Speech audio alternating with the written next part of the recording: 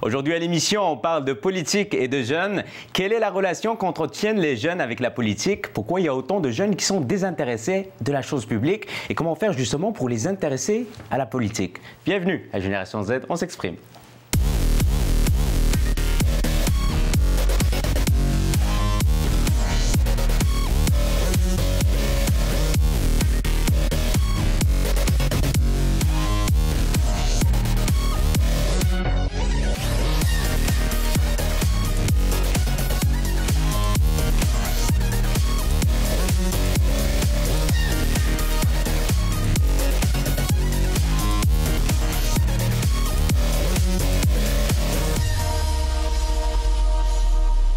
On parle de politique et je vous présente tout de suite mes invités. Eddie Perez, bonsoir. Kunzi, qui est avec nous aussi, deux jeunes impliqués sur la scène de la politique à Montréal, mais aussi ailleurs. On va voir ça un petit peu plus tard. Nour, qui est avec nous, 14 ans seulement, et qui participe à notre débat. Merci d'être là, Nour. On a aussi avec nous le député de la région ici à Laval, et au bureau Blouin, merci. Avant de vous poser la première question, je vais vous donner une statistique par rapport à la participation, les taux de participation aux élections. Et on voit que depuis les années 60, depuis les années 80, pardon, il y a de moins en moins de jeunes qui participent aux élections. Dans les années 60, il y a eu 70% des jeunes qui ont voté. Il y a eu 50 à 40% dans les années 1990, 1980. Et en 2004, il y a eu seulement 30%. Et la tendance continue. Vous en pensez quoi? Bien, d'abord, je pense qu'il y a plusieurs explications quant à cette faible participation électorale des jeunes, mais notamment au dernier scrutin de 2012, on a constaté un regain d'intérêt des jeunes à l'égard de la politique, c'est-à-dire qu'on avait vécu un creux dans l'élection de 2008, et là, il y a près du double de jeunes qui se sont présentés aux urnes. Il y a environ 65% des jeunes qui ont été votés pour un taux de participation générale qui était d'environ 75% pour toute la population. Donc, je pense que ça démontre que quand il y a des efforts qui sont faits, quand il y a de la sensibilisation, on pense aux publicités du directeur général des élections, à toutes les manifestations qu'il y a eu aussi autour des droits de scolarité, je pense que ça a démontré aux jeunes en quoi est-ce que c'est concret la politique et en quoi est-ce que ça fait une différence dans leur vie. Évidemment, le contexte a fait en sorte qu'il y a plus de jeunes qui se sont présentés aux élections, mais est-ce que ça va continuer comme ça ou finalement c'est juste une vague puis on va revenir comme on l'a été malheureusement en 2008? Bien, je vais rebondir là-dessus puis j'aimerais juste ajouter sur quelque chose, c'est qu'on a tendance à croire que c'est la faute du jeune. Et c'est parce qu'ils ne veulent pas s'impliquer que la politique n'est pas présente chez eux. C'est tout à fait le contraire. Le contexte a complètement changé, les sociétés ont complètement changé. Par les passés, on faisait souvent ce que nos parents nous dictaient. Aujourd'hui, c'est plus le cas. On est en recherche, en quête identitaire, puis on se retrouve là avec une politique qui ne nous représente plus. Que ce soit, par exemple, les lignes du parti, que ce soit le bipartisme, que ce soit les systèmes dans lesquels on est aujourd'hui, les jeunes ne se retrouvent plus dans ce niveau politique-là. Tandis que de l'autre côté, on voit une société qui a été très forte pendant la grève étudiante. Puis qu'est-ce qui est arrivé? C'est que le communautaire est sorti. Ce que les jeunes faisaient dans leur milieu à tous les jours étaient capables de s'adapter à cette manifestation qui n'était pas juste politique, mais elle était sociale, elle était culturelle. Elle représentait les désirs et les intentions des jeunes. Et c'est pour cette raison que les jeunes sont allés s'impliquer avec force. Et justement, on a posé la question aux jeunes. Pourquoi certains jeunes, selon vous, sont désintéressés par la politique? Voici ce que ça donne.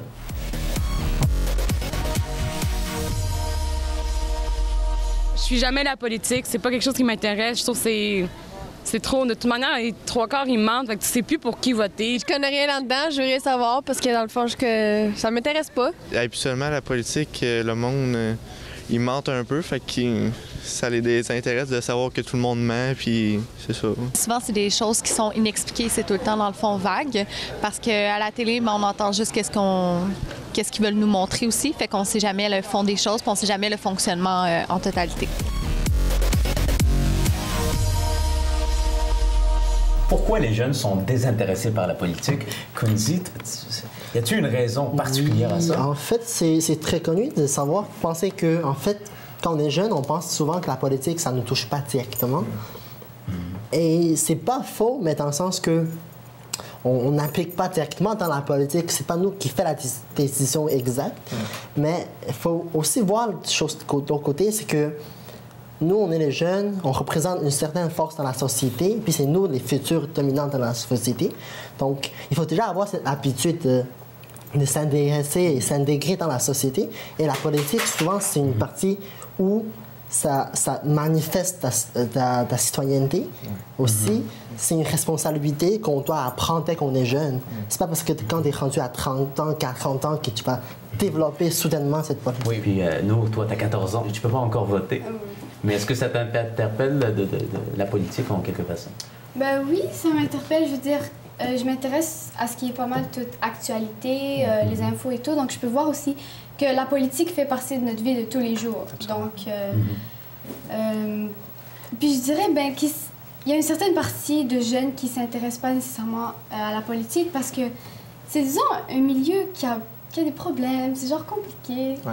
Comme ce qui c'est se la passe vision que vous avez de la politique de l'extérieur. Oui, c'est ça. Donc, ça paraît comme là ce qui se passe avec la commission Charbonneau, la charte. Est-ce que tes amis s'intéressent à ça? Vous en parlez des fois entre vous? Rarement. Pourquoi on n'en parle pas trop? C'est pas très populaire, c'est pas très in de parler de politique dans une cour d'école.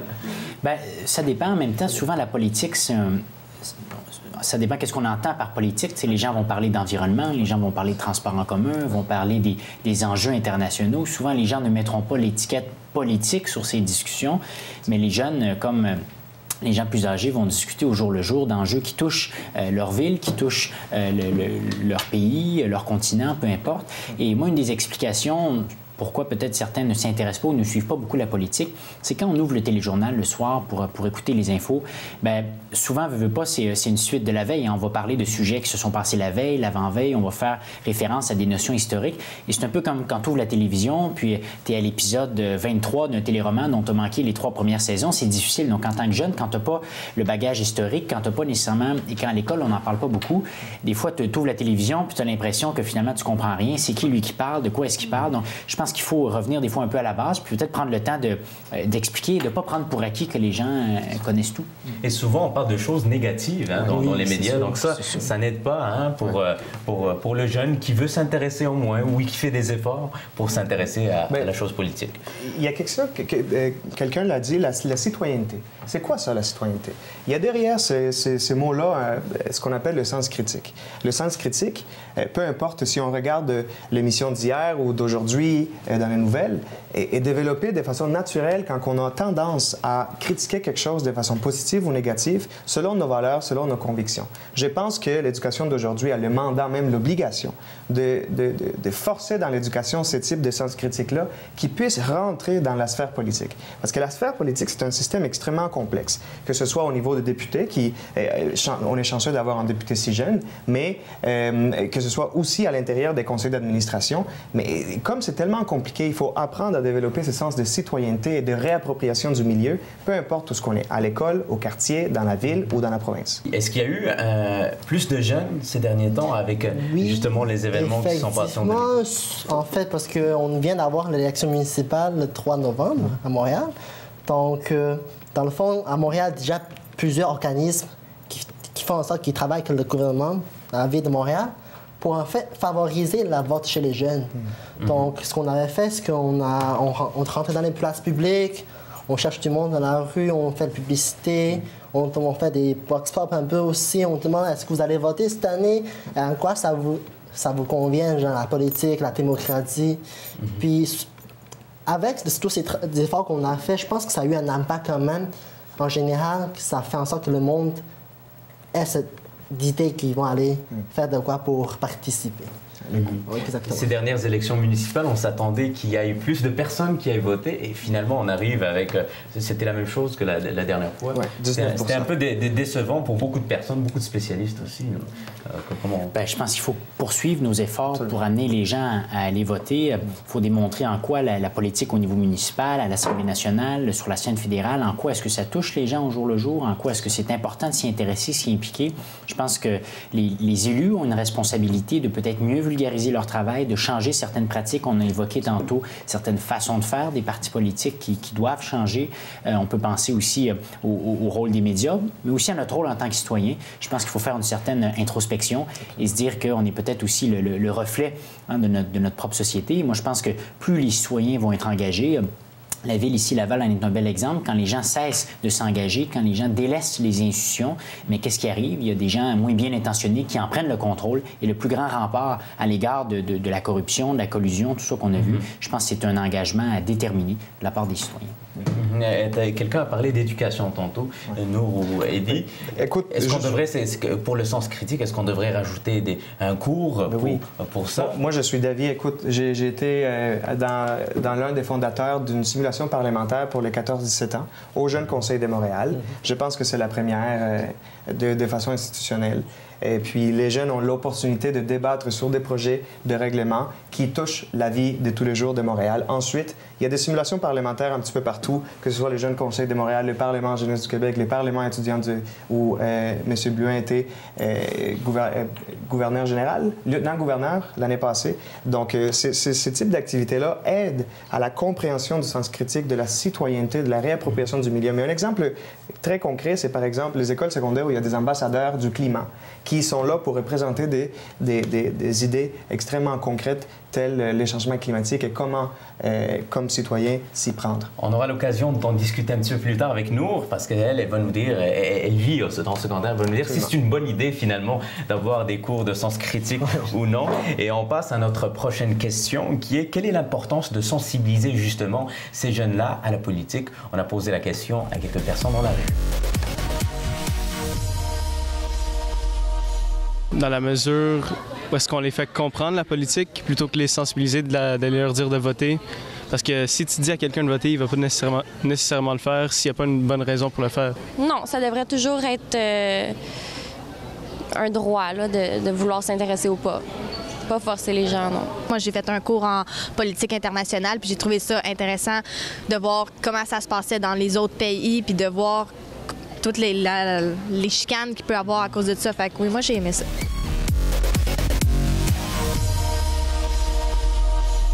Pourquoi il est important de sensibiliser les gens, les jeunes surtout, aux affaires publiques? Nour, pourquoi c'est important, tu penses?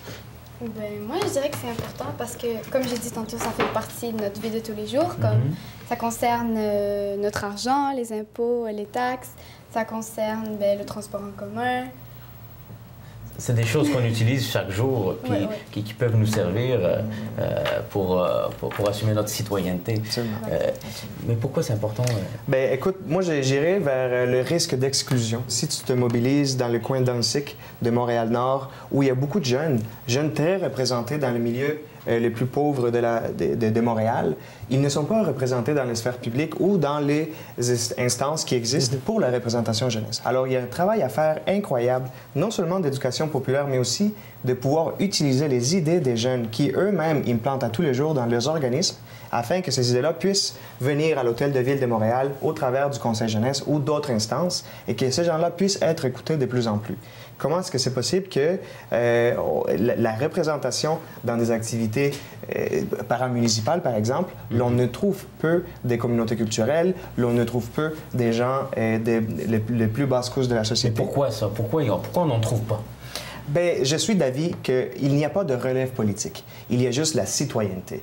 La citoyenneté étant donc l'opportunité de chaque individu de s'exprimer dans la place publique et ayant l'opportunité égale à tous de venir proposer ses idées. Donc, je pense que quand on va rendu là, à l'intérieur des institutions comme le Conseil jeunesse de Montréal, comme même la Ville de Montréal, on aura l'opportunité de donner à des jeunes qui, aujourd'hui, n'ont pas cette voix pour s'exprimer en public. En tout cas, le multiculturalisme est très bien représenté ici. On a pratiquement les 5 continents qui sont réunis. Comment tu te sens en minorité visible? On se sent très bien, C'est vrai que c'est un des grands défis ici à Laval, à Montréal, partout au Québec. Comment assurer une juste représentation, que ce soit des différentes communautés culturelles, mais aussi de la diversité linguistique, de la diversité des âges. Le modèle du politicien à l'Assemblée nationale, mais je dirais même dans plusieurs endroits en Occident, c'est souvent un homme blanc, souvent 50, 60 ans, à la retraite ou en pré-retraite. Et donc, c'est un grand défi d'amener d'autres catégories d'individus, si je puis m'exprimer ici, à s'impliquer, mais aussi des facteurs qui peuvent expliquer ça. Quand on est une jeune famille, par exemple, mais souvent, on n'a pas beaucoup de temps. Donc, la politique, c'est pas toujours ça qui va nous intéresser. Quand on est jeune, mais souvent, parfois, on n'a pas terminé nos études, on n'est pas encore stable sur le marché du travail. Donc, il y a aussi des facteurs sociaux qui expliquent la sous-représentation, je pense, de ces différentes catégories d'individus. Mais c'est pourquoi il faut travailler encore plus fort pour amener d'autres types d'élus dans nos instances plus officielles. Et moi, je pense qu'une des façons, on l'a mentionné, ça passe par les écoles. Par exemple, ici à Laval, plusieurs écoles secondaires ont des parlements étudiants où leurs pairs vont élire un premier ministre ou une première ministre, vont élire des représentants de niveau. Et le conseil d'établissement va faire confiance à ces jeunes-là. Ce concept-là existe depuis longtemps, mais il a été, je dirais, beaucoup structuré, beaucoup développé dans les dernières années. Le directeur général des élections, l'Assemblée nationale, parraine ces parlements-là. Et je pense que, mine de rien, ça fait une grande différence parce que tous les jeunes qui participent à ça au moins une fois comprennent mieux par la suite comment fonctionne notre système démocratique. Nour, est-ce que vous en avez des initiatives comme celle-là dans ton école? Pas dans mon école, mais j'ai pas... Vous avez un président d'école? Oui. D'un conseil d'établissement. OK. C'est ça. Qu'est-ce qu'il fait? Qu'est-ce qu'il fait? Bien, ils prennent des décisions. Comme cette année, ils ont pris la décision qu'on allait avoir un pantalon obligatoire, donc un uniforme. C'est aussi pour choisir, on va dire, les journées couleurs, comme par exemple le 31 octobre, on a eu une journée couleur Halloween, parce que d'habitude on a un uniforme, donc on a pu venir en tenue de ville, on va dire. C'est pas des petites initiatives, hein? Non, mais qui cachent justement quelque chose de beaucoup plus important que ça. Écoute, quand la STM, l'année passée, a décidé d'avoir un poste jeune au conseil d'administration, moi, je trouve ça extraordinaire. Le fait que la voix d'un jeune qui arrive avec un vécu, avec une histoire, avec un contexte dans un conseil d'administration d'autant d'importance que la Société de transport de Montréal, ça mérite d'être analysé, à savoir comment ces jeunes-là peuvent apporter des idées novatrices, que ce soit pour le logement social, que ce soit pour la mobilité réduite, que ce soit pour les étudiants, pour les tarifs, ainsi de suite. Donc, c'est quelque chose vraiment à maintenir, même instaurer de plus en plus dans le conseil d'administration. Enfin, pour revenir à ce commentaire de l'éducation, je trouve qu'en fait, une école, dans le fond, c'est une mini-société. C'est là qu'on évoque nos valeurs, nos liens, nos contacts et tout. Puis, il est vraiment important d'avoir ce système de démocratie dans l'école pour que le monde, déjà, avoir l'aptitude et l'attitude en politique. Quand je parle d'attitude, c'est souvent le monde, ça ne nous regarde pas. Mais non, c'est pas vrai, ça regarde. Parce qu'on dit souvent les jeunes, c'est l'avenir de la société.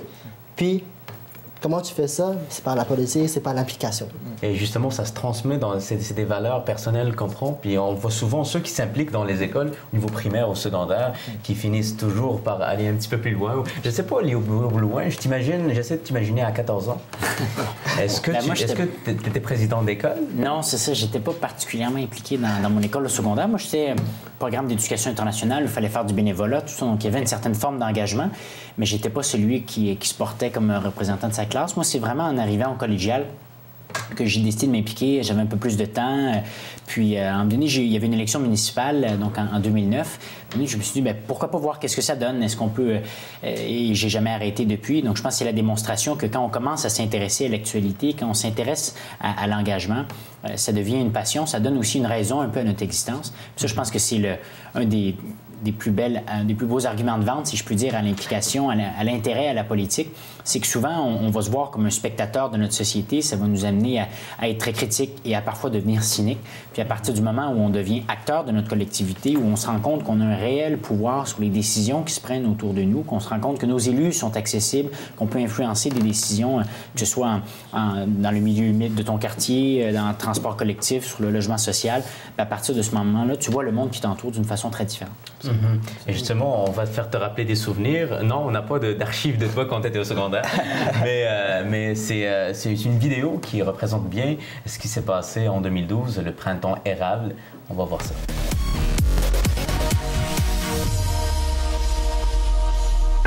Ne les entends-tu pas, bruyantes comme le tonnerre, marcher au pas de loi, écraser les frontières et défoncer les portes de leurs semelles cloutées, prétextant la défense des droits et libertés.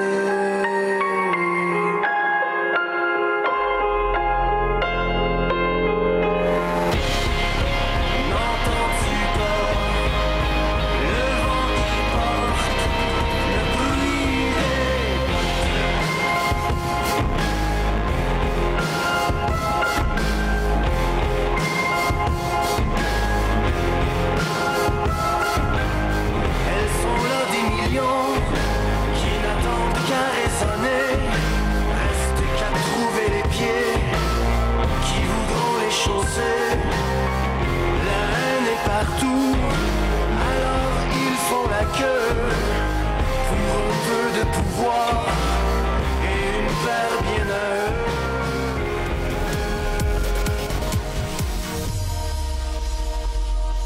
Comment intéresser les jeunes à la politique? Quelles sont les actions concrètes qu'on peut prendre pour les attirer, les inclure dans le paysage social?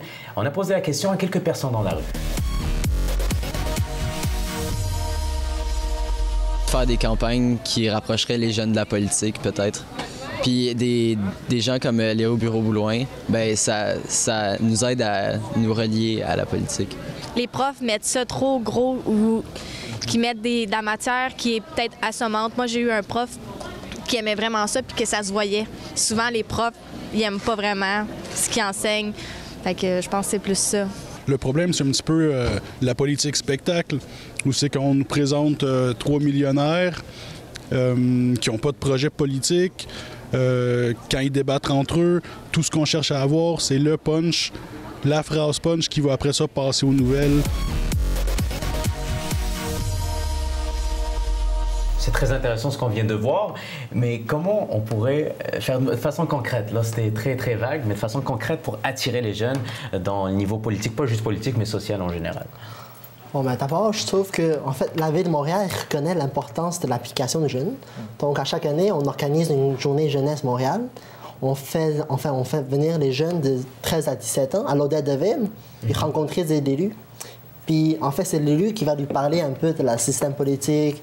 Puis, le jeune pourrait lui poser des questions directement à l'élu ou le maire de l'arrondissement. Puis aussi, en fait, à la Conseil jeunesse de Montréal, on organise des tournées des jeunes, en fait, tournées des maisons des jeunes. On rentre dans les maisons des jeunes de chaque quartier, on essaie de recouper du monde, puis des jeunes, encore une fois, de 13 à 17, puis on les parle un peu de la politique, puis qu'est-ce que ça amène plus tard dans leur futur. Puis moi, je trouve que ça, c'est des mesures qu'on a prises concrètement pour sensibiliser la jeunesse. On parle beaucoup de Montréal. On ne parle pas assez de Laval.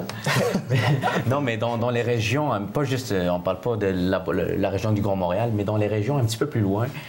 En Abitibi, c'est des régions comme ça. Est-ce que les jeunes sont délaissés tout seuls? Ils sont encore moins intéressés par la politique. C'est ça ce qu'on remarque. Dans les grosses métropoles, c'est un peu moins pire, mais ailleurs... En même temps, ça dépend, je pense, de la taille des municipalités. Souvent, on se rend compte que dans les petits villages, les plus petites communautés, le taux de participation aux élections, souvent, est plus important parce que l'esprit de communauté est fort, parce que les gens, c'est très concret pour eux. L'enjeu, c'est l'infrastructure communautaire qui est dans le coin, c'est la garderie qui est quelques pâtés de maison plus loin. Parfois, dans une très grande ville comme Montréal ou Laval, on peut avoir l'impression qu'en tant que citoyen, on ne peut pas faire de différence. Donc, je pense que c'est un grand défi, notamment dans une ville comme Laval, de développer un sentiment d'appartenance et de développer un sentiment d'appartenance à sa communauté, à sa ville, parce que parfois, c'est tellement grand, il y a tellement de gens qu'on peut se dire, bon, mais qu'est-ce que je peux faire, moi, en tant qu'individu, pour faire une différence? Donc, je pense que c'est un des enjeux dans les grandes municipalités. Parce que c'est... Bien, écoute, l'éducation à la citoyenneté, là, ça doit commencer dès le bas âge. On commence par là. On commence par créant des enfants, des citoyens qui sont proches de leur communauté, comme Léo vient de le dire. Les concepts de citoyenneté s'appliquent à la communauté, à la taille de la communauté, aux réalités de la communauté, aux enjeux qui touchent cette communauté-là. À Montréal ou à Laval, c'est déjà un petit peu plus difficile parce qu'il y a beaucoup trop d'enjeux. À Laval, je sais, selon les statistiques, il y a 33,1 % des jeunes entre 20 à 44 ans.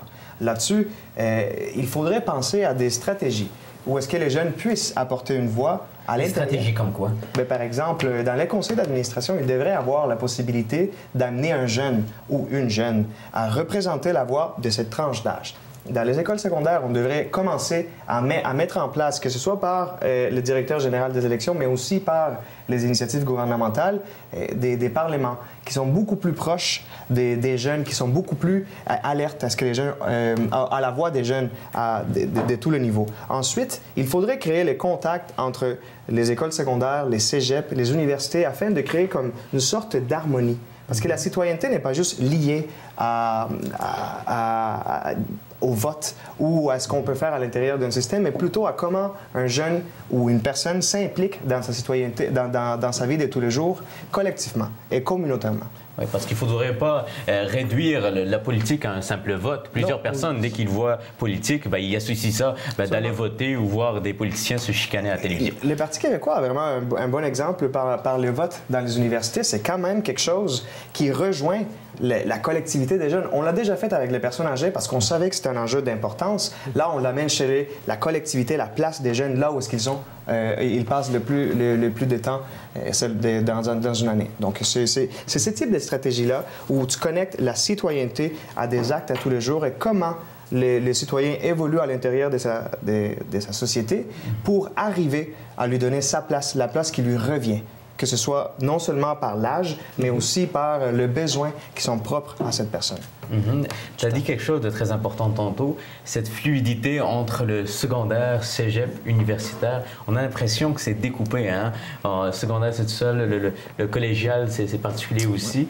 Est-ce que tu vois la différence? Toi, tu as été au cégep, à l'université, au secondaire. En fait, comme elle dit, en fait, il faut avoir cette continuité d'implication. La notion de démocratie doit avoir un développement continu, que tu commences en secondaire ou en cégep. Parce que très souvent, parce qu'en secondaire, on reste dans un petit groupe, on voit la même personne, fait qu'on pourrait avoir plus de contact, plus d'amitié, plus d'intime, donc on fait plus de choses ensemble. Ce qui est différent, c'est que quand une fois tu es rendu au cégep, là, tu vois du monde une fois par semaine, puis souvent, le monde est occupé. Donc, il est plus difficile d'avoir du temps pour impliquer aussi. On devient un petit peu plus individualiste, puis là, on pense à la carrière. On a de la pression aussi qui vient d'un peu partout.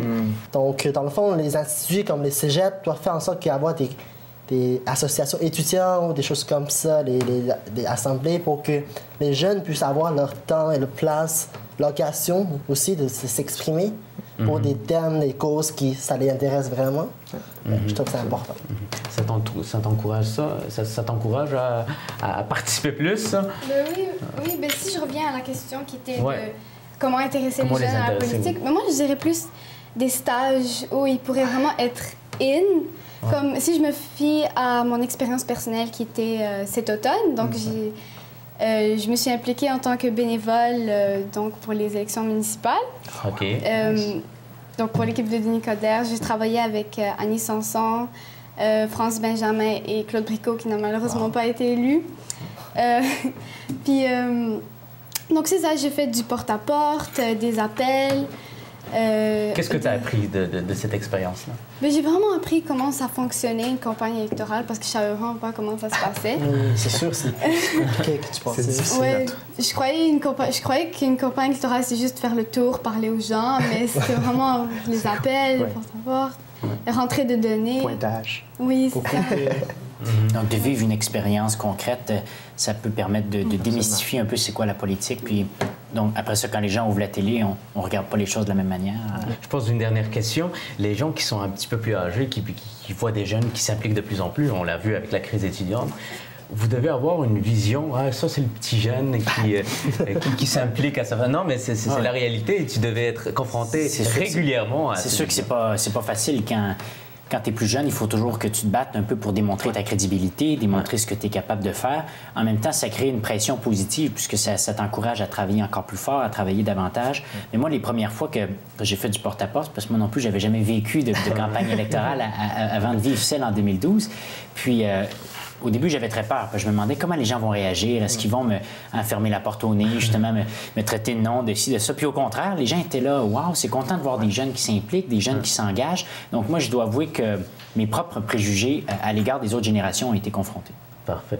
Je vous invite à aller répondre à notre question de la semaine. Comment intéresser les jeunes à la politique? Vous répondez sur notre page Facebook Génération Z, on s'exprime. Merci d'avoir été là et on se retrouve la semaine prochaine.